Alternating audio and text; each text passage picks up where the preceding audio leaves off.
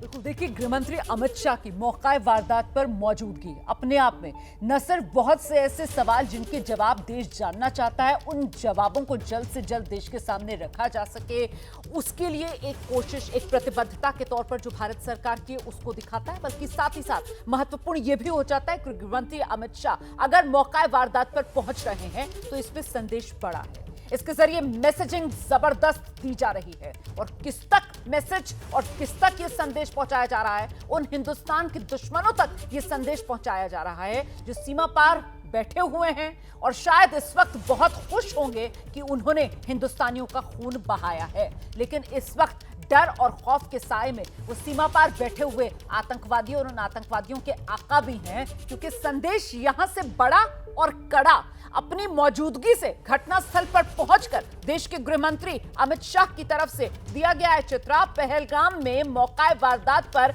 अगर देश के गृहमंत्री पहुंच रहे हैं तो ये बात बहुत बड़ी हो जाती है, क्योंकि जितनी जानकारियां हैं वो कोई मुश्किल या बड़ी बात नहीं है कि गृहमंत्री को उनके दफ्तर में भी मुहैया कराई जा सके और उनके दफ्तर में भी उन्हें हर बारीक से बारीक डिटेल दी जा सके। लेकिन अगर देश का गृहमंत्री मौकाए वारदात पर पहुंच रहा है तो इसमें स्ट्रॉन्ग और बड़ा सिग्नल जो है वो देश के दुश्मनों के लिए है।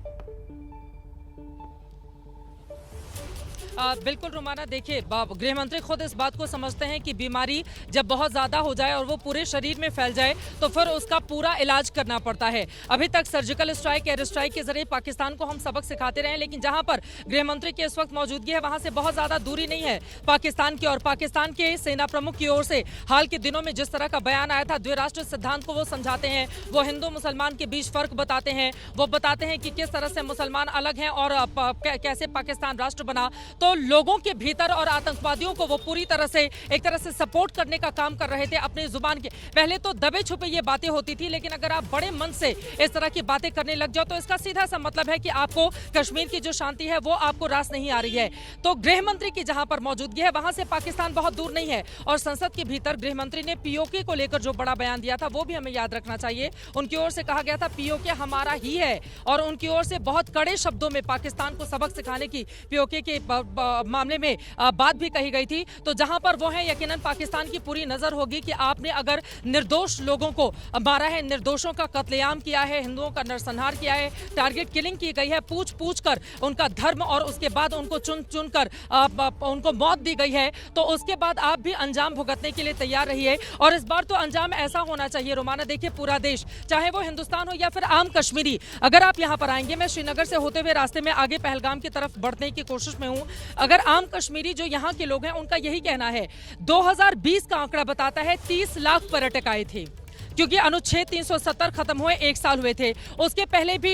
इसी तरह के आंकड़े रहते थे। लेकिन मौजूदा वक्त में 2024 का आंकड़ा बताता है 2 करोड़ 35 लाख पर्यटक 2024 में आ चुके हैं, यानी कि 2020 के मुकाबले 2 करोड़ से ज्यादा पर्यटक यहां पर आ चुके हैं। स्थानीय स्तर पर लोगों को रोजगार मिला है, उनका जीवन व्यवस्थित हुआ है। श्रीनगर के लाल चौक जहां से मैं रिपोर्टिंग करके आ रही हूं, पहले वहां पर पत्थरबाजी होती थी, कब कहां से गोलीबारी हो जाए, कब कौन आकर पत्थर फेंक दे, ये कहा नहीं जा सकता था, लेकिन मौजूदा वक्त में वहां पर शांति है। ये तमाम बातें पाकिस्तान और पाकिस्तान परस्तों को पसंद नहीं आ रही हैं, इसी वजह से उनकी ओर से इस तरह के हमले को अंजाम दिया गया है रोमाना। और यकीनन आगे आने वाले वक्त में कुछ बड़ा होता हुआ दिखे और वो एक बड़ा संदेश हो। देखिए, जब आप आम लोगों को टारगेट करते हैं, जब आप टूरिस्टों को टारगेट करते हैं, तो फिर कोई भी देश पाकिस्तान के साथ खड़ा नहीं होगा। अगर भारत सरकार कोई भी आगे आने वाले वक्त में बड़ा एक्शन, बड़ा कदम उठाती है तो यकीनन वो अपने देश की संप्रभुता, अपने नागरिकों की सुरक्षा के मद्देनजर उठाएगी। और पाकिस्तान अगर ये सोचेगा कि उसके जो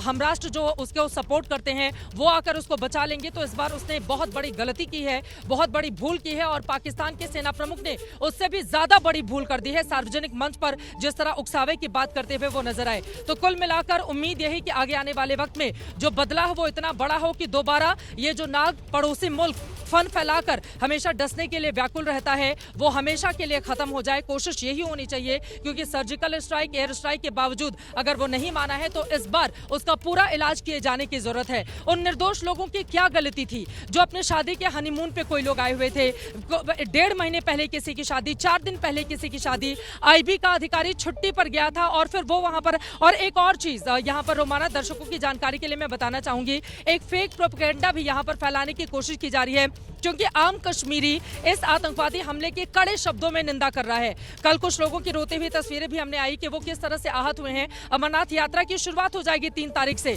अभी वहां पर बर्फ हटाने का काम भी शुरू हो चुका है। पहलगाम में ही बेस कैंप बनाया जाता है और उसके आगे से होते हुए लोग अमरनाथ यात्रा जाते हैं। अमरनाथ यात्रा ये वो यात्रा होती है जब पहलगाम और उसके आसपास के न जाने कितने घर हैं जो अगले 1 सालों के लिए अपनी रोजी रोटी की व्यवस्था कर लेते हैं उन 3-4 महीनों के भीतर, अगर उस पर चोट की जाएगी तो यकीनन कोई भी खड़ा नहीं होगा। और इसी वजह से अब एक फेक प्रोपेगेंडा ये फैलाया जा रहा है कि दरअसल हम तो अधिकारियों को टारगेट करने के लिए आए थे, आम लोग तो हमारा निशाना ही नहीं थे। और इसको लेते हुए तमाम लेटर पैड भी यहाँ पर बांटे जा रहे हैं और उस पर तमाम चीजों का जिक्र किया गया है जो हमने एबीपी न्यूज के दर्शकों को दिखाना चाहिए। लेकिन कुल मिलाकर यही है कि सबक कितना कड़ा और बड़ा होगा ये सवाल है, क्योंकि लोगों की आत्मा की शांति और उनके परिजनों को सुकून तभी मिलेगा जब आतंकवादी जिन लोगों ने इन हमलों को अंजाम दिया, जो उनके आका बैठे हुए हैं, जो उनके बाप दादा बैठे हुए हैं, उनको उसी भाषा में सबक सिखाया जाए और उससे भी कड़े भाषा में, ताकि फिर से ऐसी स्थिति पैदा नहीं होने पाए। अपने आप में बेहद दुखद, बेहद दुर्भाग्यपूर्ण ये पूरा का पूरा मामला रोमाना, जिसके बाद पूरा देश इस वक्त हिंदुस्तान स्तब्ध है और वो इंतजार कर रहा है कि भारत सरकार अब अगला बड़ा और कड़ा कदम क्या उठाती है।